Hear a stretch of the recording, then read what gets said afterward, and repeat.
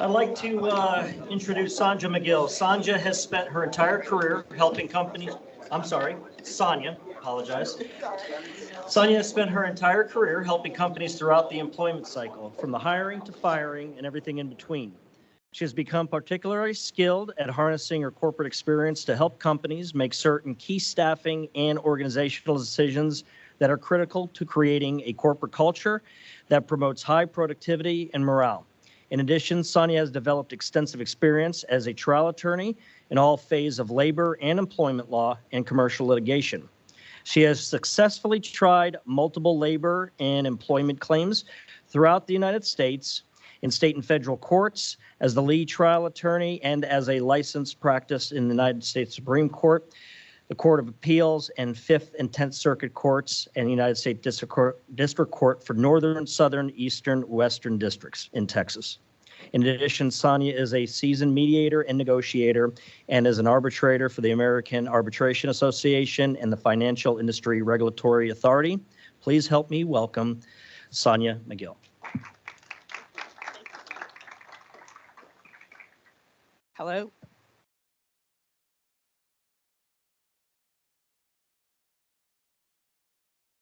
Hello, can you hear me? Okay, sorry. Okay, so I know that was kind of a heavy topic. So I want to take a little bit of time to kind of give you a little bit of a couple anecdotes so that maybe we can kind of like demonstrate kind of the kind of relationship that Alex was mentioning, that we can facilitate a partnership between HR professionals and the loss prevention folks, supply chain folks. And the reason why I think this is important because I think we kind of need to let some of the anxiety in the room dissipate, because I know I was anxious about some of the stuff that he was sharing, but also to, you can actually have an effective partnership with HR professionals. It really is based on the relationship that you cultivate with your HR partners. Because I can promise you, the last thing they want to do is have to worry about someone after they've left the building. Their focus is generally on people while they're inside. But to the extent that they can help you do your job to keep companies and then people safe inside the building, the best way to help them do that is to nurture relationships during, inside the building with the HR partnership. Because to be honest, the employment cycle is difficult enough.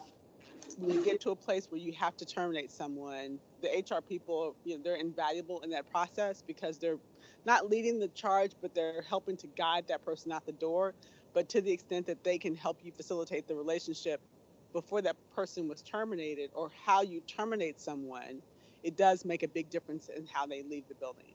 Because I actually have this, I know that I look young, but I'm not as young as I look. I actually have some gray hair now that I can actually say that. I've been in practice for 25 years, so I've seen a lot of stuff, a lot of stuff. And I can tell you that really the relationship that you have with employees along the way does make a difference as to how they're exited the building. But it's also important to think about it this way. We don't work in vacuums, right? So when we go to work, we're in a workplace, we have colleagues, we have friends. So it's really important to also kind of use everybody around each other to actually help with the relationship and cultivating the relationship. I'll give you a story of someone, actually it was about 18 months ago. I got a call from a client who had a couple who worked in the building together. The husband was in the field most of the time. The wife worked in the office most of the time. Sorry. It's on. I just think it's, yeah. Here. Does that help? Excellent. All right. Sorry. Thank you for that. And so had a couple who worked in the building. They ended up having some issues. The husband was having some emotional problems, some mental issues, and it was starting to have an impact on how they showed up at work. And one of the colleagues of the husband actually went to some of the senior management in the company and expressed his concern about what was going on within the relationship. And it turns out that they were in a domestic situation, but it was actually having an impact on how the husband showed up at work. But of course, because of the way that it was a close-knit company for sure, but the important thing is that the HR partner actually was involved from the very beginning as to how we sort of walked through that relationship, because it was true that they were having some domestic violence at home. And, our priority was how do we resolve the situation that we can keep violence from spilling over into the workplace, because it also is going to affect the other people around this couple. That was a very difficult situation to manage. It took us about a couple of months to get through it. But again, it was about being alert, using the information from the colleague, and actually acting on it, not just letting him mention that to the senior management and doing nothing about it. And then once the senior management understood that this was a serious situation, that's when we kind of engaged the HR folks to say, okay, what is the best outcome for all of us? Because they not only had a duty to keep the wife safe at work, but also the other employees safe, because this was someone who the husband came in and out of the workplace, in and out of the office, regularly enough that, if he was acting out against the wife at work, then it was going to affect the people that they were working around them together.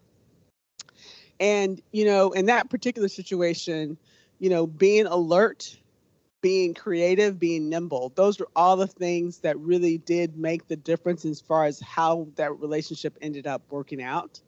It was kind of a bizarre situation. The employer generally does not like to take sides in that deal, right? Because they don't have a right to have any impact on what happens in the marriage.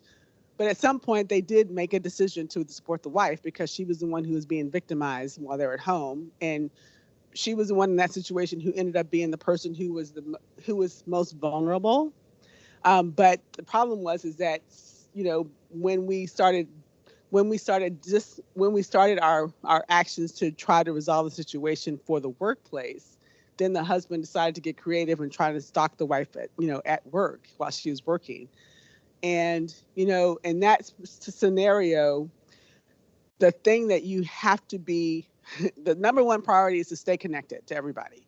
Stay connected to the HR person, stay connected to senior management, stay connected to the wife, stay connected to the colleagues, because the colleagues in this particular situation have the most information, because they were the ones who actually would see that the husband was showing up at work, even though we had put him off on administrative leave until we were trying to figure stuff out.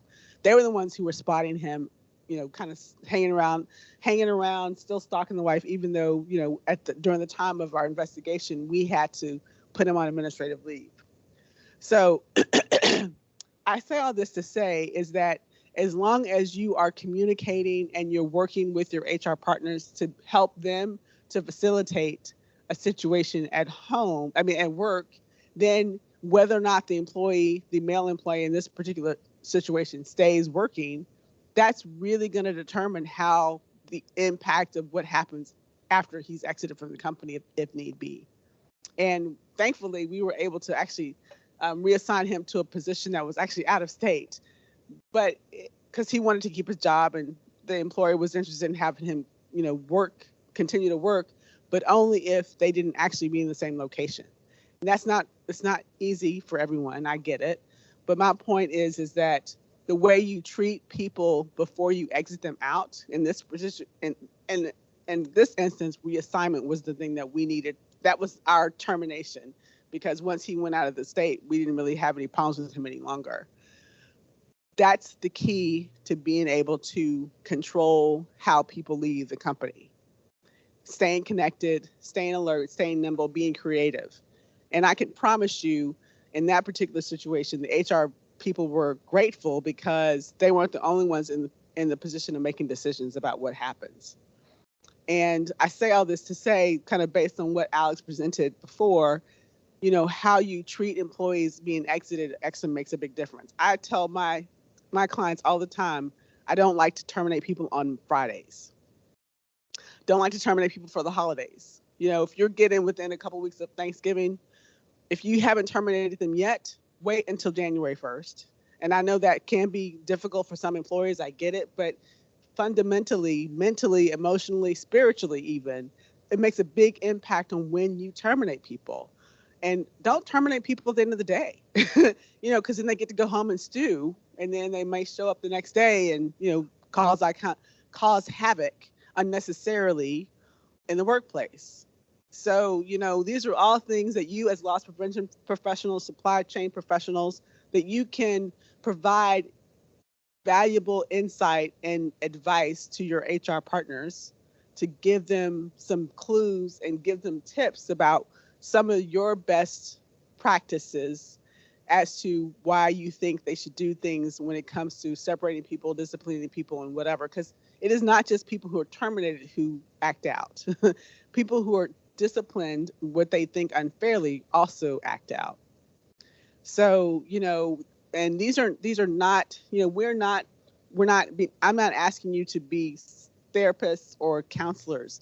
I'm just saying, you have a sense, you're in your position because you have a sense, you have an intuition. This is part of your business, to learn human behavior, to learn how people respond, some of the good cues that you see, some of the bad cues that you see. So, I would encourage you, do not hesitate to share this information with your HR partners, because, they are dealing with these folks before they get to the place where they're terminated, and to help them with that information makes it a big impact on what happens down the line. I also want to say that I really want to make this as interactive as possible. And the reason why, is because, we have kind of been in a climate where we're learning how to be more nimble as a society because of COVID and some of the things that COVID had presented. But also, we're trying to be much more intuitive, much more connected to people in a way that we probably weren't before COVID. So I think, for me, the best way that I can help you, or you can help me during this presentation, is to ask me questions, ask me your advice. I can tell you, the disclaimer, the presentation does not have the disclaimer that I'm not providing specific individual legal advice in this moment in this presentation, because I'm not, and I forgot to include that slide, but I'm happy to give you my information, give advice based on my expertise as a legal profession. Because, when I was, before I went back in-house a few years ago, I spent about 5.5 years working in corporate America. And I can tell you, in supporting HR partners 24/7, 7 days a week, pretty much. And so these are some of the same issues that you're dealing with on the loss prevention safety side, or some of the issues, or many of the issues that I dealt with as a legal professional supporting the HR departments.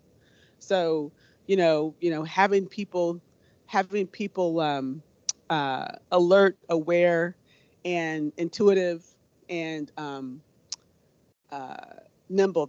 Those are all the things that I would urge you to do on a regular basis. I know you do that already, but then how you connect with your HR partners and helping them do their jobs is just really critical at this particular time.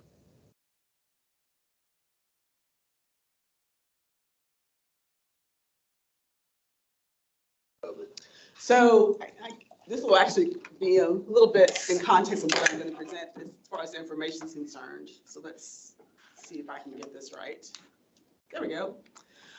So I can tell you that actually, so the COVID kind of effect is kind of dissipated to a certain degree, because of course, a lot of people are back to work. For the most part, I mean, we're now having more flexible schedules. People are being able to work 3 days in the office versus working 5 days in the office. That's actually created some relief, if you want to say, from kind of like the COVID hangover, because people still feel like they have some autonomy because they can spend more time at home than they were before. But it also gives some flexibility for people to be able to, we're still trying to work our way through some of the issues that are posed by those flexible schedules, right? Because, you're still managing people, even if they're at the job 3 days a week, you're still trying to manage them on the job when they're at home for 2 days a week, right? So, but it's one of those things where the good things about COVID was that they gave people more autonomy, more ability to be able to kind of, get some space from being all in each other's face 24/7. But the bad thing is still that, you're still having to manage some remote employees to some extent. But I do think it gives people better quality of life because they're not just at the job every day for the most part, 5 days a week. That's not true for, there's some jobs for which you must be present, and so we're still seeing that, and we're still requiring it. If you have a job or you're in an industry where the only way work gets done is that you have to be there with the job physically, then those jobs are still there, they're still required to be there, but also give them flexibility in how they schedule their time too. So, COVID is not as big of a deal as it was before. I can tell you, based on the information that SHRM, which is the Society of HR Professionals, just put out a report for 2022 and 23. And the three biggest issues for them, for HR professionals for 2022, inflation, right? The impact of inflation, what's going to have on the workforce, obviously. Second is labor shortages. A lot of people still complain that you're trying to find good people is still difficult, and it's in part because, one, people are starting to make different choices than they were before, right? They don't necessarily, if you're not making $15 an hour, sometimes you're never going to get that person for certain jobs. Or if you're not having a competitive salary, you're never going to get that person for certain jobs. But also, people are being much more entrepreneurial in their jobs than they were before COVID. And so that's a big part of what's driving the labor shortages, is that people are making different choices about what they do want to do for a profession. So, so when you have an opening, the question is, how do you create a culture that people actually want to show up and be present and give you their best? Because you're competing to go out and get really good talent. You're having to pay them more, give them more benefits, but also give them a culture that gives them an opportunity to be able to flourish. In a way, before COVID, if this was a job, and if you didn't like the job, don't take it. We'll find someone else to do it. So that's an issue that at least was present for 2022. And then obviously number 3 is the D&I concerns. How does your company culture appeal to the mass of your workforce?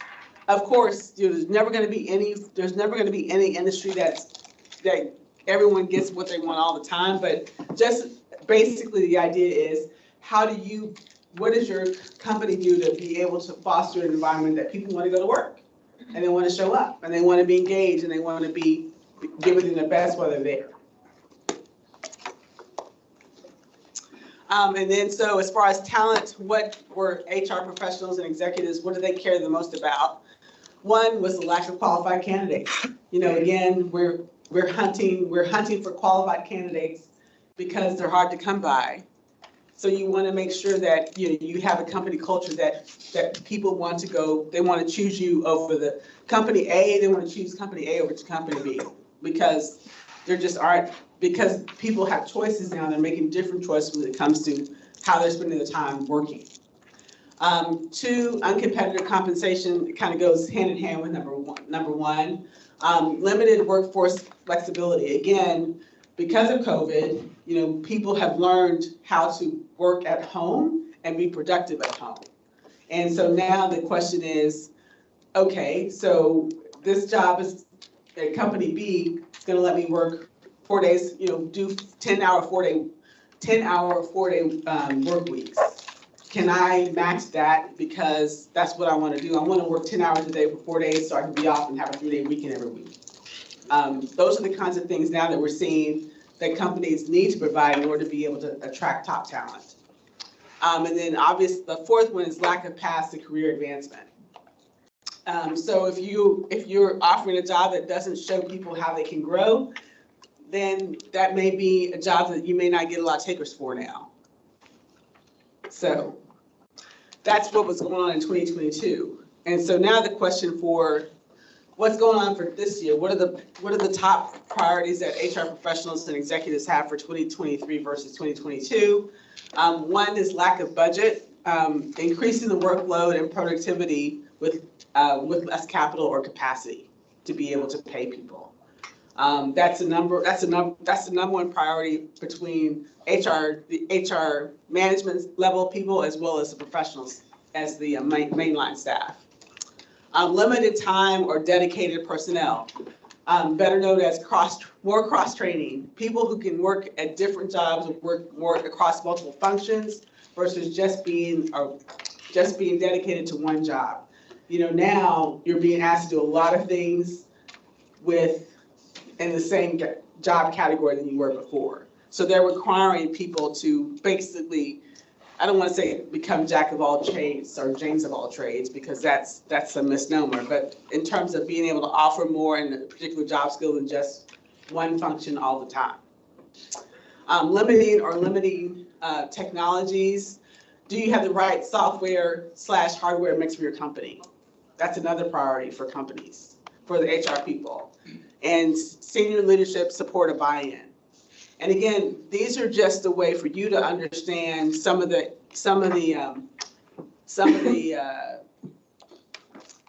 opportunities, that's like we call them in HR speak, that HR professionals are dealing with on an everyday basis.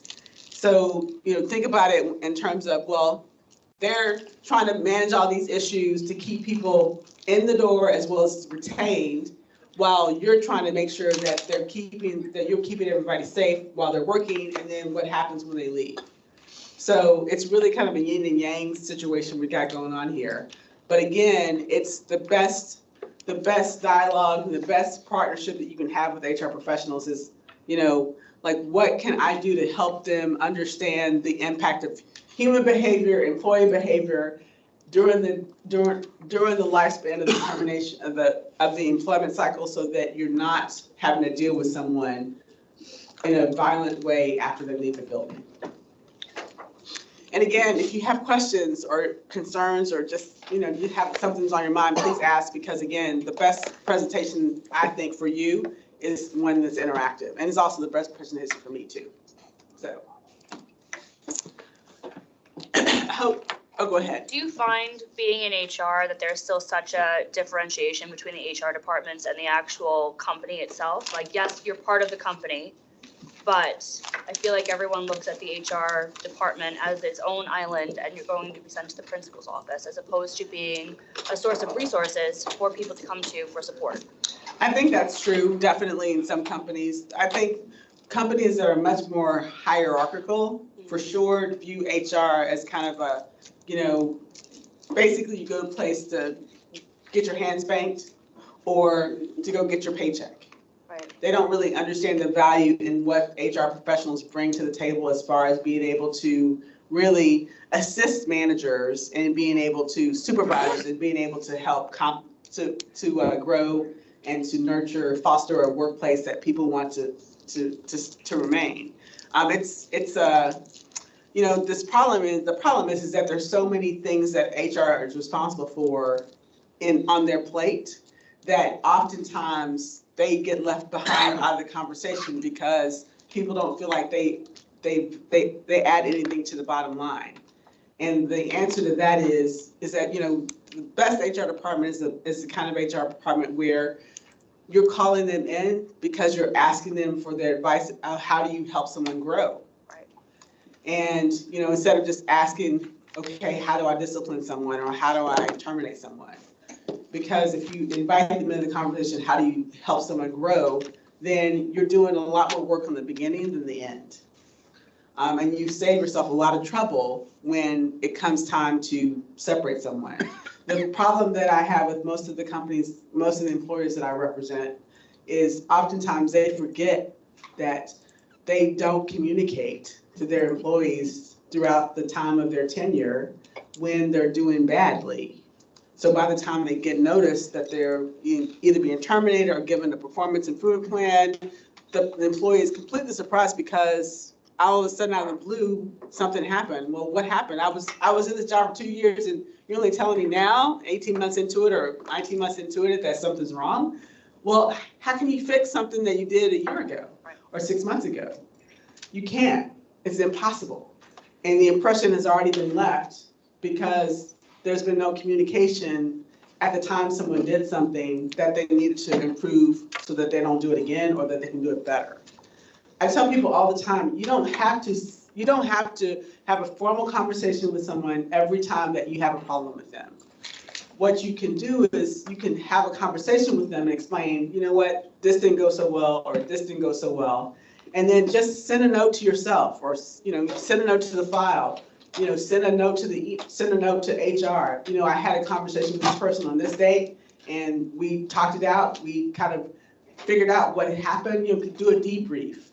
And then, so if you do that enough times, by the time you get to the performance evaluation, you have enough information to be able to share with that employee how they've done over the year. It doesn't have to be a formal process every time. I can tell you that a lot of HR departments that have actually stopped doing employment and personnel evaluations, performance evaluations.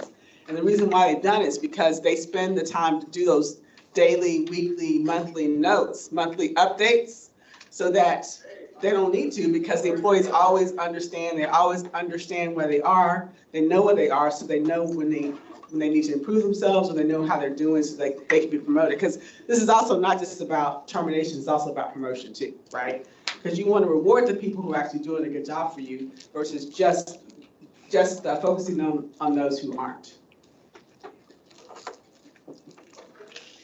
And again, what does 2023 look like for retaining top talent? I mean, for talent, the talent issue for HR people, retaining top talent, keeping those folks who are your high performers engaged and motivated so that they'll stay, because they have so many options to go somewhere else. Maintaining employee morale and engagement. If you have a workforce that people aren't happy to come to, that's very difficult to make your sales numbers, to make your production numbers. It just is. Performing fair and competitive compensation evaluations and adjustments. People want to be paid the way that other people in the industry are paid. And to make sure you do that, you have to keep up with your competitors to be able to keep those folks happy. They don't want to leave. And then finding and recruiting talent with the necessary skills. Of course, talent. How do you go find good talent?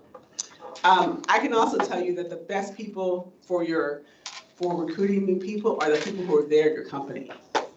So if those folks are happy and healthy and doing well, they'll tell their friends, come work for us. I was actually telling Liz a little bit ago, I have a really good friend of mine who'll be joining us in a couple of weeks at our firm. Fane, we're downtown. We also have a Plano office, which is, I guess, not too far from here. And, I'm very happy. I've been there. Actually, I started the month before. I started my job the day that they announced that Dallas County was being closed for COVID. And so I literally, the weekend before that day started, I got an office in the box. I got a computer, I got a printer, and I got, everything I needed to work from home. So I was actually working in this new firm. People most of the people I've never met until I started turning my office on March 31st, 2020. And since we were in the labor and employment space, we literally were rushing. We spent 6 weeks heavily developing content, counseling clients. How do you respond to this? How do you respond to that? What's the Department of Labor going to do? What's the government going to do? What's Dallas County going to do? Because we're in 14 states. And so we were hustling like you would not believe. None of us, I didn't know even half the people that I was working with as of March 2020. And it's a testament that the people that we made it through that, and I'm happy to death to work there. But again, I want to encourage people to come to our firm because I've had such a good experience. And in the worst kind of set of circumstances, the same is true for your companies. People want to go to places where they are valued, and they do that. And the best sources of being able to recruit people are people who are already there working and happy. So that's kind of how that's addressed in number 4. I do have a question. Sure. So full disclosure, I'm a staffing firm that specializes in security. So one of the things I do is try to give my clients good information on what competitive salaries are. For a company that can't or doesn't want to use a recruiter, what would you suggest a source for them to get accurate data on competitive salaries? Because that's a real thing right now. Mm-hmm. Well, the Department of Labor, the Bureau of Labor Statistics they have a bunch of salary surveys, that's number one. But the Department of Labor also has the ETA administration, which is responsible for the matching salaries for purposes of immigration. They do a lot of salary surveys. There's a lot of salary survey information at the ETA. And by the way, it's also based on geographic location. Okay, that's good. So, you know, there's a bunch of governmental resources when it comes to salary information. It's just, you know, and I can give you my card and I can send you some links for those. LP and HR are always going back and forth on bonuses and salary and base and where they're located, star count, and it's a thing. It is a thing, for sure, no doubt. No problem. And by the way, there are a lot of states that are now doing or requiring companies to do pay equity surveys on a yearly basis. So a lot of those surveys now are being conducted not only by the EEOC, but also by various state agencies. So they have a lot of resources as well. You had a question? Yeah, so one of the issues typically with government statistics is dated. And when you're in an environment of increasing inflation, that makes it difficult to keep up with that question that you just asked. So how would you propose addressing that? Well, for the job surveys for the Department of Labor that are connected to the immigration, the visas and the granted green cards, that information is actually more accurate than some of the other websites, and that's because, you know, they're constantly updating the information to be able to measure what's in a compensable salary for positions that are eligible for immigration visas, for H-1B, H-2, et cetera. So I'm also happy to send you some of their information as well offline.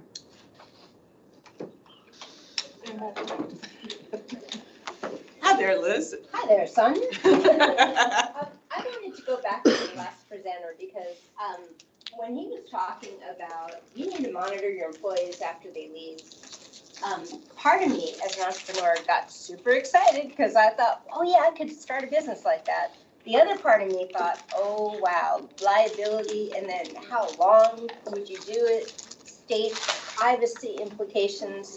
So while it sounds like a great idea in theory, I'm wondering if you could just embellish on the HR and legal implications.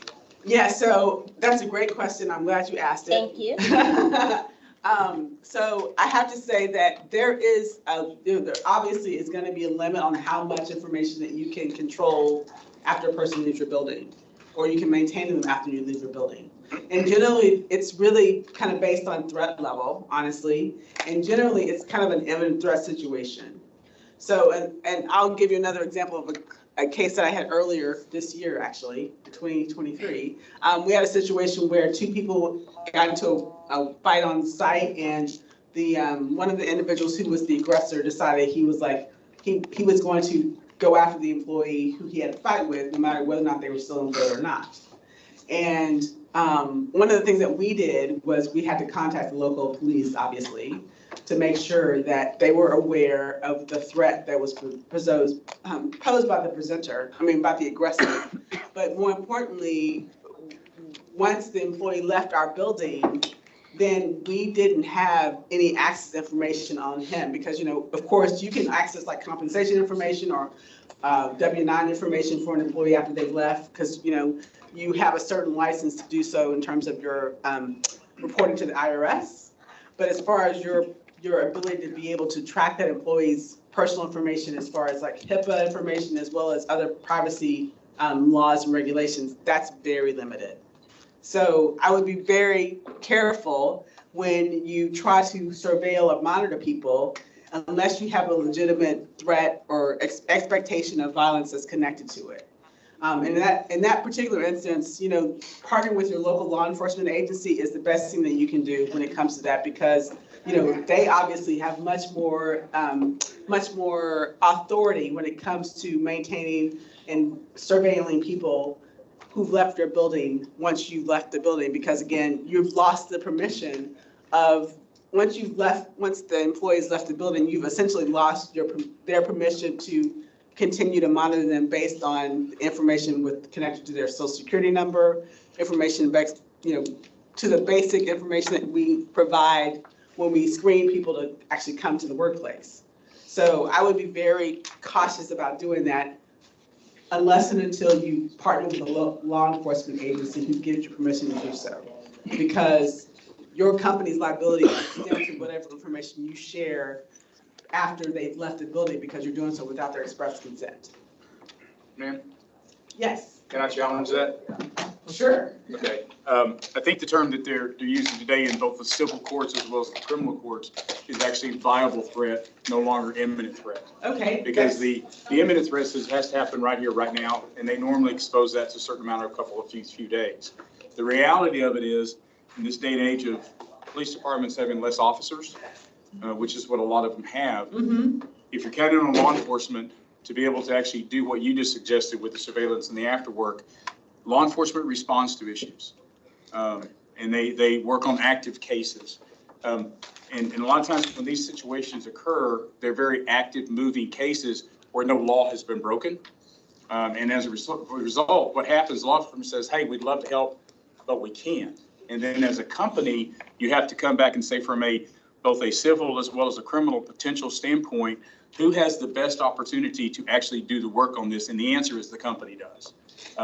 And I think what Dr. Del Carmen was talking about was that when we look at leakage, which he briefly touched on, when we look at leakage, we know that in the vast majority of these cases over the last recent years, these shooters give us leakage. The question is, are we actually looking at it, and do we have time to actually analyze it and dissect it? And I think that's what he was talking about. When we start looking at leakage, this is public information from social websites, whether it be Instagram or Facebook or TikTok or TalkTick or gosh, all the ones that have. and so you have to have some tool or tools by which you can track these people. And based upon the validity of the possible threat or actions that have occurred, that dictates how long you're going to have to sort of watch this person. Sometimes that is active surveillance where you're literally putting people on board to watch this person around the clock or certain hours a day. Do what? Or a private investigator. Usually a private investigator. I was going to say. It's almost always a private investigator. And then there are laws that apply. And by the way, those laws, for those of us who do that work, those laws differ by state. And in some cases, they differ by counties in certain states of what you can and cannot do. But the social media piece, that's all public information.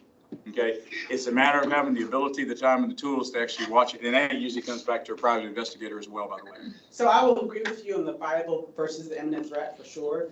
And your point about accessing social information, which is publicly available, is absolutely spot on. What I'm talking about is, for instance, when you use someone's social security number to do a background check on them after they've left the employment, you've lost your authorization to do so once they're terminated, because you're authorized under the FCRA, which is the Fair Credit Reporting Act.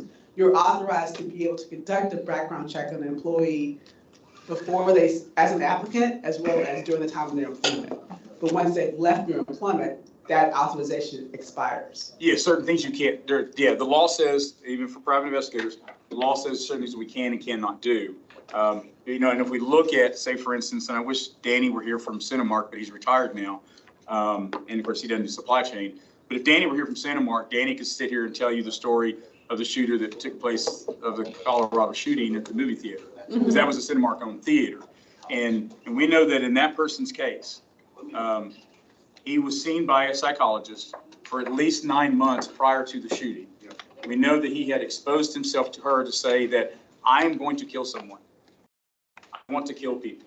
The law in Colorado didn't allow for certain legal actions to happen, and therefore law enforcement's hands were tied where they could not do anything. And there were just a lot of things like that come into play. So I think the part of the answer is, yeah, if you think you've got a threat or you have the threat, you have to figure out how are you going to work that. And most companies today have realized they have to outsource it. Well, I can tell you in the example that I opened up with, we actually did the work. We actually got a medical clearance as well as a mental health clearance from the employee, because we retained his status as an employee when we were doing all this work to try to manage their particular situation with his wife, who was also an employee. We actually obtained his authorization to be able to do some of the things that we did because we retained him as an employee, right? And that helps. That helps a great deal. But of course, as soon as he left the building, he not leave the building because we moved him to another state, but if he had left the employment, we had fired him before we did all that, then we would have lost our ability to be able to utilize and and manage his employment by getting his cooperation for purposes of getting this situation resolved. Absolutely. I think my time is kind of up. But if there's any questions, So I was gonna say, is there any, and I didn't actually, so we had the presentation, which you're absolutely happy to, I'm gonna leave here, so I'm absolutely happy to go through it, and my contact information is on the last page, so please feel free to call me or email me if you have any questions. But if you have any other questions, I'm happy to entertain a couple last questions, if you don't mind. If anyone has one. I Sure. was wondering if you could spend maybe 1 minute on expounding on what you just said about the authorization from an employee that you decided to retain to allow you to monitor their mental health situation. Sure, so we put this employee through a mental health evaluation. We actually hired a forensic psychologist to come in and interview the employee. We had to get his consent to do so because of course we couldn't force him to do that. But of course, the issue was for us is that, in order to be able to remain as an employee and to keep our employees safe, we required him to undergo a mental health evaluation so that we can determine what the best next steps were. So what was the triggering event? Well, he was arrested for, domestic abuse. And his wife was also an employee, so he posed a threat not only to her, but to us as a company because we had to make sure that he wasn't going to put our other employees in danger because of the aggressive nature he had towards his wife, who was an employee. Do you think that's a common tool used by HR teams now? Because I've never heard of that. Well, I can tell you again, this is where being nimble and creative and working in collaboration with the HR people is really important. Because, they called me, the HR people, the senior managers called me as soon as this situation arose. And so, we had to be creative because, since I've been in corporate America, I kind of had an idea of some of the things we could and could not do. This is not a common practice, I understand that, but you have to tailor every situation for the needs it presents. Like in the instance where you have a viable threat and you don't really know what to do, you have to be open to be creative and be willing to follow your instincts, see what the cues are, but also follow the experts. I'd never talked to a forensic psychologist before in my life for that situation. I interviewed several of them in order to be able to determine the best person I could find in the situation who was available to me. And he went for an interview, we got the results, then we proceeded based on his recommendation was. Yeah, I think that's a great tool because a lot of, we can all profile employees, say, oh, this person might be, someone that we would want to look at, but then what do you do with the information? But to have a tool like that, especially with the last presenter said that 68% of workplace violence situations had a mental health, situation in some way. But we couldn't have done that without his consent and if he were no longer an employee. But I didn't even know you could ask someone. Well, you can, you have to be diligent. This was a serious situation because this was someone who actually worked on, they built trenches or something with pipes, and it was very industrial. But the point is that he had other employees who worked with him that were potentially in danger if he was going to be aggressive. So we were not interested in waiting for him to act out against other employees, particularly the one who reported him, right? Because it was his colleague who had reported that he was engaging in domestic violence, not his wife. Sonja, did you manage all that to keep the privilege too? Yes. That's another big key. You can have a lawyer involved to keep the privilege. Yes. If the wife wasn't an employee, would you have taken the same course of action? Couldn't have, because we couldn't have leveraged his employment status to get a consent. Right. That's the key. That's the key. So let's just say you have something very similar and, another employee came over and be like, listen, I know what's going on in his personal life. There's something going on. I feel at risk for him to do that. Can you take that action therefore? So the ADA does allow you to, so the ADA is a little complicated, but under certain circumstances, if you have an employee who poses a threat to other employees, you can, as an employer, make a decision to treat that person as if they have a mental illness. Mm-hmm. And then based on that determination, treat them for purposes of mental illness under the ADA by sending them to a medical health evaluation to be able to determine if there's a risk to other people at your workplace based on his or her conduct. Situation. Mm-hmm. Right. So we did actually use the ADA in that situation to help with that too, by the way. Yeah, I think it's really important that most companies have like an EAP program. Sure, absolutely. I would totally recommend super it. important. but then just because they have it doesn't mean they use it. No, they don't. Right, but that's when you encourage people, they're having issues, they're having problems, And that's what where it's there HR for. kind of has to be a little bit more forefront with all departments and kind of be like, hey, guys, this is what's going on, or I heard that you're having a hard time at home, I hear something's going on, we have this resource. Right, Having good managers in place is a really big key component to having that relationship foster with HR. right, exactly. All right, I think I've run out of time, but thank you for your time and attention and your questions.